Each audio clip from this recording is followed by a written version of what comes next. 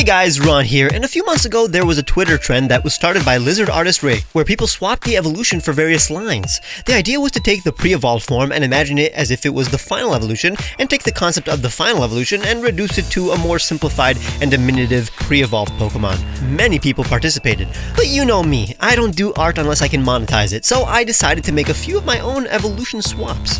First we'll analyze some of my favorite creations from this trend, and then I'll start designing my original backwards evolutions. Usually I make my own entirely new Fakemon, so check those videos out if you haven't when you're done with this one. Let's study what makes this trend so fun. The archetype for this challenge was this post, and the Inteleon here is top-notch. Really sets the precedent for the simplified versions of the evolutions we're going to make.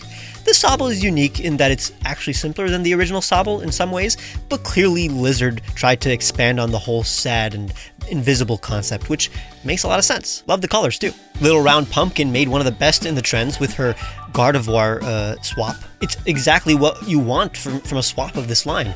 A cute Gardevoir and an overgrown Ralts. I love the dancer-inspired pants Ralts has going on. I'd personally expand Gardevoir's chest horn instead of shrinking it. It's fun to make parts of the evolution no longer fit when you turn them into Prevos. Exactly like this Conkeldurr swap by Blue Gecko. I like how while the bodies make a swap, what they're holding does not, so Conkeldurr now has a harder time while Timber is pretty confident about his wood holding abilities. Camera's swap is beautiful and cute. Best lighting in this trend. So iridescent and ethereal. They nailed it. Cinnaboop's idea to expand the concept of Mistrevis's hair and dress was clever. Same with Pokemache's Granbull and Snubbull swap. Leaning in on the fashion aesthetic for Snubbull and combining Granbull's collar and jaws was genius. I don't think I can personally beat this myself. This swap by Geodude makes Ghastly so intimidating and Gengar very cute. But concept-wise, I think this is one of my favorites. For the tiny final evolution. Look at that! Archie Boy's Cube Crustle is the most precious thing in the world. I won't be able to top that, but let's try. The first line I'm going to attempt to swap is Exploud. As opposed to the previous two generations, Gen 3 gave us a bunch of evolutionary families where the line makes a drastic metamorphosis, and the final evolution is sometimes almost completely contrasted by its pre-evolved form. A great example would be Whismur and Exploud. We have an unassuming cutie with a soft voice that evolves into a monster with an explosive voice. Granted, Whismur's loud cry is an indicator of the development it will undergo, but the point is that there's a clear contrast between the two, so swapping them will be extremely fun. I'm going to turn Exploud into a loud crying baby and Whismur into a bashful adult, inverting the concept. For most of these, the bodies will be swapped, so I'm giving our baby Exploud the round shape of a Whismur and keeping its wide mouth. Exploud has these large hippo teeth that perfectly translate into one baby tooth. It's tough making a tiny Pokemon like this look ugly without it looking wrong, but the point is that this is like one of those creatures you'd encounter in a side-scrolling video game, almost like a yelling Goomba. Small, but not necessarily appealing. I'm turning my dude's horns into ears and closing its eyes, refining it before adding Exploud's colors. Let's move on to fully evolved Whismur. We're basically giving it a body inspired by Exploud's, but without a giant jaw, simply transplanting Whismur's face and elongating the arms. I thought that if Whismur was fully evolved, its ears would be more bunny-like. I even added an extra drooping hollow horn like the one on its tail, refining it before adding Whismur's colors. If you notice, I added these cheeks and belly spots, since I believe an evolved form wouldn't be as minimal as Whismur. I guess pretend this is a Pokemon akin to Wigglytuff and Clefable. Same archetype. It's literally baby Exploud, exactly how the concept of an Exploud would look like if it were a pre-evolved form. I mean, it's literally the idea of the video. It's as straightforward as can be. I'm very glad I was able to translate Whismur's concept into a completely different body shape. Next is the Corviknight family. Again, I'm picking Pokemon with clear differences between their forms. We got a no armor Chickadee and Full Metal Raven, so we're gonna make a literal armored bird and basically a Rookidee if it was a Gen 1 Pokemon and simply evolved into a regular bird without any changes. The idea of taking a whole Corviknight and just mushing it into a ball is the most funny thing I've ever come up with. It's basically an armored Rookidee. Imagine there was a prodigy Rookidee who immediately became a knight because of its natural skill, but of course still simplifying it so no beard, because he's still a child, and no unruly feathers on top.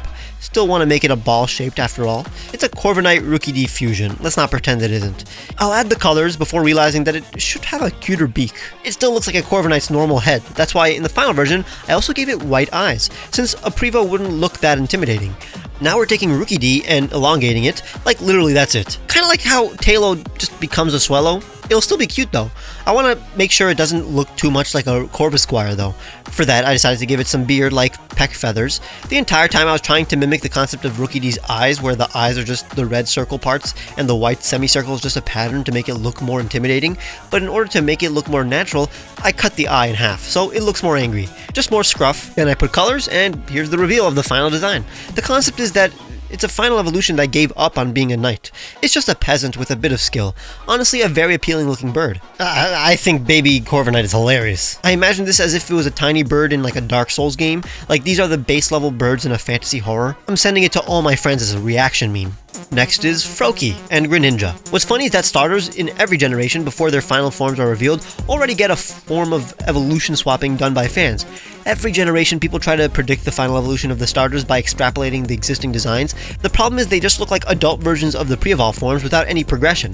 Froakie was notorious for this. People hated Greninja when it was leaked because it abandoned the frubbles, added elements not present in Frogadier, and some thought the tongue was disgusting. But what if there was a first stage starter that looked exactly like Greninja? Well, that's kind of the problem when I was designing it. It just looked like a chibi Greninja.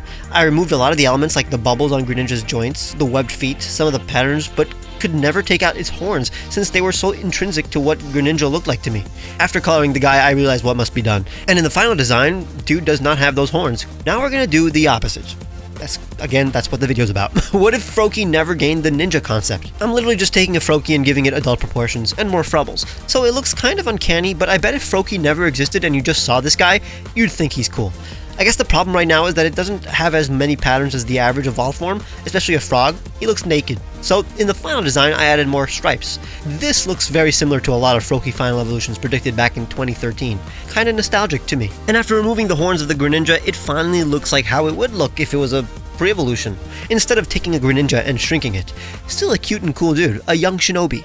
Next is a classic line with huge character development. Bagon, the dragon who wished it could fly, becomes the aerial ace Salamence. What if there was already a baby dragon with wings, and what if there was a giant dinosaur like Bagon who doesn't need to fly and lands devastating headbutts? Now we don't need to imagine, because that's what I'm gonna do. Baby Salamence is unfortunately the most chibi-fied of the Pokemon today. It just felt like most aspects of Salamence could be kept, and still fit inside the design of a baby dragon.